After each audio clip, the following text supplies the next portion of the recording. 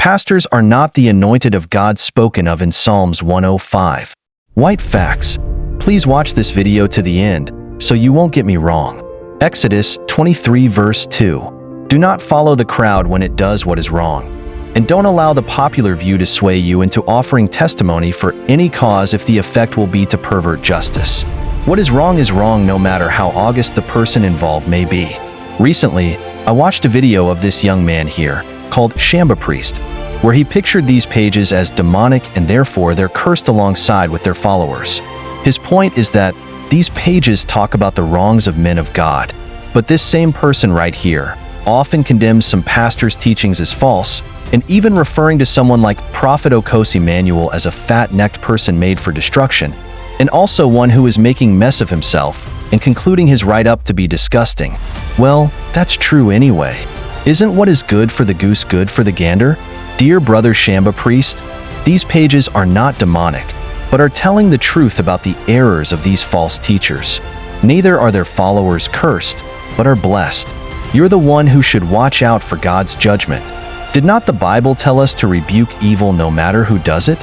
2 Timothy 4 verse 2 says, "Preach the word, be instant in season, out of season, reprove, rebuke, exhort with all long-suffering and doctrine." Why was this necessary at that time? Because there were false preachers at that time too. There were even some in the church at Crete who were doing something similar to what many so-called men of God are doing today, to the extent that the Apostle Paul had to write to Titus, in the book of Titus 1 verses 10 to 13 and 16, KJV, saying, "For there are many unruly and vain talkers and deceivers, especially they of the circumcision." Verse 11, "Whose mouths must be stopped, who subvert whole houses, teaching things which they ought not, for filthy lucre's sake." Verse 12, "One of themselves, even a prophet of their own, said, The Cretians are always liars, evil beasts, slow bellies." Verse 13, "This witness is true, wherefore rebuke them sharply, that they may be sound in the faith." Please, allow me read the last verse from the CJB version. Verse 16, "They claim to know God, but with their actions they deny him. They are detestable and disobedient. They have proved themselves unfit to do anything good." Dear ones, these deceivers lying in the name of God must be rebuked and talked about in order for innocent souls to be delivered from the grip of their lies.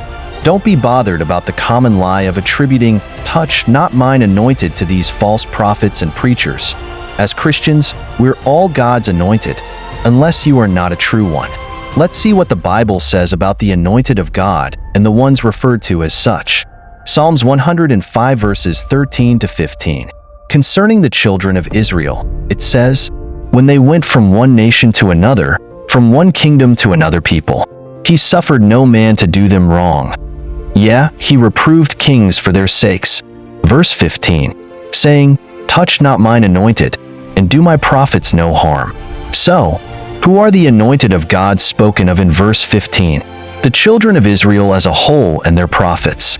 Even though the priests and kings were specially anointed to function in their offices, as noted in Numbers 3 verse 3, which says, "These are the names of the sons of Aaron, the priests which were anointed, whom he consecrated to minister in the priest's office."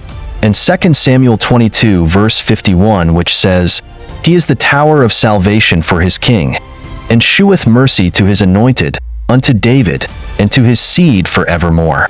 Yet, 1 Peter 2 verse 9 informed born-again Christians saying, "But ye are a chosen generation, a royal priesthood, an holy nation, a peculiar people, that ye should shew forth the praises of him who hath called you out of darkness into his marvelous light." And I ask, if we are a chosen generation, a royal priesthood, an holy nation, and peculiar people, what does that make us? God's priests or anointed? You can't criticize church members when they do wrong, and then turn around when a pastor does wrong and say they are God's anointed, and therefore must not be rebuked. Even the anointed King David was rebuked by the prophet Nathan in 2 Samuel 12, and any prophet or preacher that teaches errors were asked to be stoned in the Bible. Deuteronomy 13 verses 1 to 3 and 5, which says, "If there arise among you a prophet or a dreamer of dreams, and giveth thee a sign or a wonder, and the sign or the wonder come to pass, whereof he spake unto thee, saying, Let us go after other gods, which thou hast not known, and let us serve them. Verse 3. Thou shalt not hearken unto the words of that prophet, or that dreamer of dreams. Verse 5. And that prophet, or that dreamer of dreams, shall be put to death, because he hath spoken to turn you away from the Lord your God. So shalt thou put the evil away from the midst of thee. If it was this serious in the Bible, then what has these pages done to deserve you calling them demonic? I mean, they didn't stone anyone but just pointing out their terrible teachings and practices. What many are yet to understand is that false prophets and false teachers are more than wrong. They are dangerous, and the mind must not be exposed to their heresies. They pervert thinking and poison the soul. These deceivers are immeasurably more detrimental to our salvation than many could ever imagine, and they must be sharply, I repeat, they must be sharply rebuked. Please follow for more facts. Bless